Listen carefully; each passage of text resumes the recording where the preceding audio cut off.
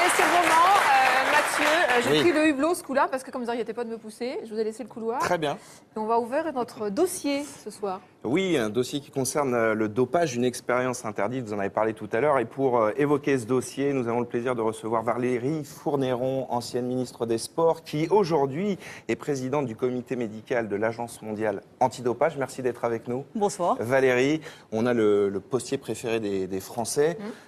Plus connu évidemment pour son palmarès d'immense champion, triple champion d'Europe, recordman du monde du 50 km de la marche. Je veux parler de Johan Diniz. Merci d'être avec nous, Johan. Et Pierre Salé, qui est docteur en physiologie et directeur de l'étude qu'a suivi Pierre-Étienne Léonard, qui sera également avec nous pour en discuter dans quelques instants. Et on va le voir justement, ce document exceptionnel, cette expérience interdite, on l'a appelé comme ça. Pourquoi? Eh bien parce que pour la première fois, une équipe de Stade 2 a pu suivre une expérience unique. 8 sportifs ont accepté de se doper selon un protocole très précis, bien sûr, un suivi en laboratoire, pour voir les effets du dopage, mais aussi les limites de cette lutte antidopage. Regardez ce reportage de Pierre-Étienne Léonard, donc avec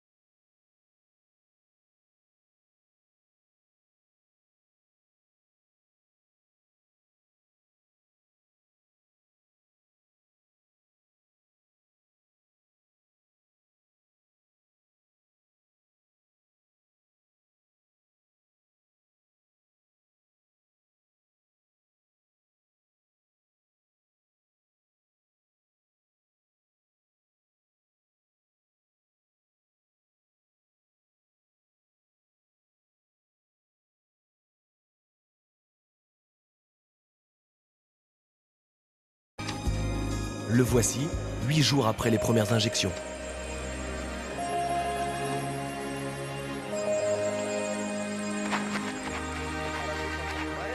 Je suis vraiment dans mes sensations habituelles. Voilà, je m'entraîne comme d'habitude et je note pas d'amélioration de performance. On est à 16 à l'heure. Je peux discuter, ce qui m'arrive jamais. Donc il y a forcément un truc. Forcément un truc. 10 jours après le début du protocole, les avis sont partagés. Le dopage n'a pas le même effet sur les 8 participants de l'expérience. Guillaume Antonietti, par exemple, traverse une période d'euphorie avec une énergie décuplée. Au bout de quelques jours déjà, sur mon parcours habituel de 24 km, j'ai gagné 10 minutes très facilement. Pas tant parce que j'allais plus vite, mais surtout, j'avais la sensation de pouvoir jamais m'arrêter, quoi. C'est extrêmement perturbant parce que j'aurais pu doubler encore la distance et j'étais pas fatigué, quoi. Tous les 3 jours, les athlètes reçoivent des injections d'EPO et d'hormones de croissance. L'intérêt, c'est d'évaluer les effets sur la performance de cette combinaison de produits interdits, malgré le faible dosage. Un sportif qui va réaliser un protocole complet sur 3 semaines pour vraiment optimiser ses performances, aujourd'hui, il serait à 2 injections sous-cutanées par jour, 2 injections intraveineuses par jour, plus la prise de 20 médicaments par voie orale par jour. Donc rien qu'en termes de prise, nous de prendre 2 comprimés, ça nous semble énorme. Quand vous en êtes à 20 par jour plus 4 injections, où on va? Et pendant 1 mois. Le dopage influe également sur la vie quotidienne. Guillaume, chef d'entreprise dans le marketing, a vu son comportement se modifier, notamment vis-à-vis des autres. 4h30 ou 5h du matin, je suis déjà comme une pile. Enfin, j'ai une grosse énergie. Et là, les collègues, quand j'arrive au boulot, me disent « Mais attends, tu viens au combat, qu'est-ce qui t'arrive ?» Pourtant, j'ai l'impression d'avoir le sourire. Mais en même temps, il y a un côté très...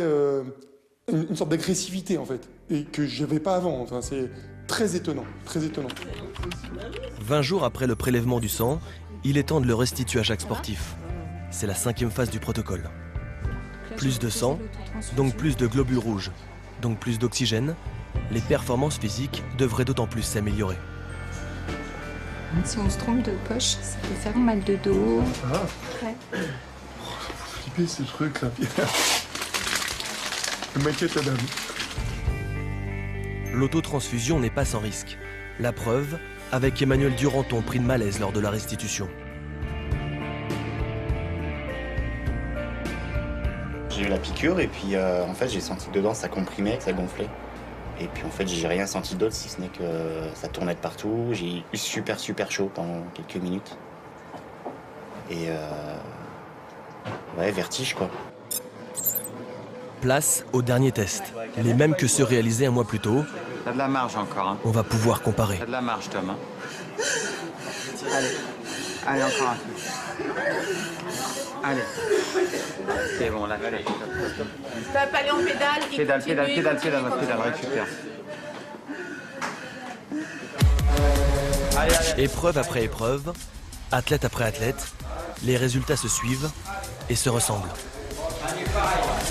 Allez, régulier. Allez, Guillaume,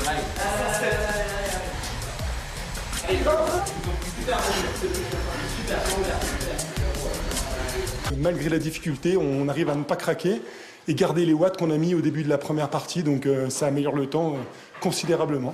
Je me suis senti mieux en jambes tout le temps. Sur la deuxième partie, j'ai coincé un peu au niveau musculaire, mais au niveau du sous, j'étais plus facile. On s'aperçoit que globalement, il y a une vraie tendance dans le groupe avec une amélioration sur tous les tests. Alors l'amélioration, elle était pas surprenante puisque c'était quand même le but du protocole. Par contre, à ces niveaux-là, sachant qu'on est en microdose avec des athlètes qui sont plutôt dans une période de désentraînement, là par contre, on est déjà impressionné, quoi. Sur le test d'effort, par exemple, la progression moyenne est de 6,1%. Un athlète est même passé de 420 watts de puissance maximale aérobie à 445. Sur le contre-la-montre, amélioration moyenne de 2,3%, meilleure progression 5%. C'est comme si le 22e du dernier championnat du monde de la discipline terminait premier. Allez, Cédric. Allez, Manu, allez, accroche. Mais l'exemple le plus criant, c'est ici sur le 3000 mètres en salle. Si le groupe a progressé de 2,8% en moyenne, un des athlètes a gagné 31 secondes, soit 3,9% de progrès.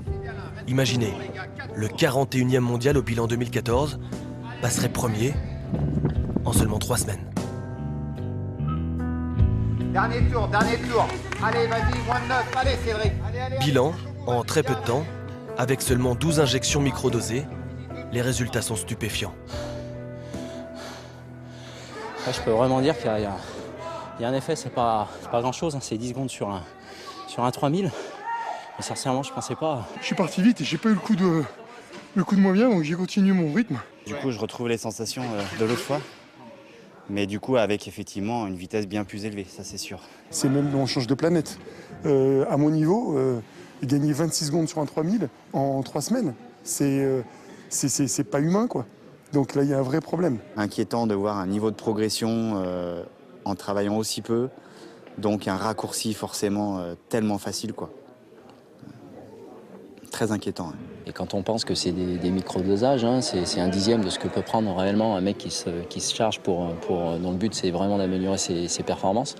Donc ouais, ça en dit long sur les possibilités du dopage. Donc ouais, après c'est certainement que j'ai dû me faire voler quelques courses dans ma carrière. Bon, je pense qu'il ne faut pas rentrer dans ce jugement de valeur et voilà, sinon on ne fait jamais de sport. Pierre Salé, le chercheur en charge du protocole, a lui aussi participé en tant qu'athlète. Voici son passeport biologique, l'outil de référence de la lutte antidopage. Il n'a pas évolué depuis 2012. En 3 ans, les tricheurs ont eu largement le temps pour trouver des failles, notamment avec les microdosages, comme le montre ce protocole. Ce qui est important de comprendre, c'est que vous avez en bleu les résultats de mes échantillons et sur les valeurs supérieures et inférieures, les limites dans lesquelles on doit s'inscrire pour avoir un profil normal. Ça veut dire que sur la période, au niveau du passeport, ce profil-là n'aurait pas engagé de procédure. Au regard de la loi, il est donc considéré comme un athlète propre. Ce protocole va désormais servir de base pour travailler à l'amélioration des méthodes de détection existantes. Il vient de prouver qu'un passeport clean, avec les normes actuelles, n'est pas forcément celui d'un athlète propre. Conclusion, les standards du passeport biologique doivent évoluer ou les tricheurs continueront de courir tranquilles.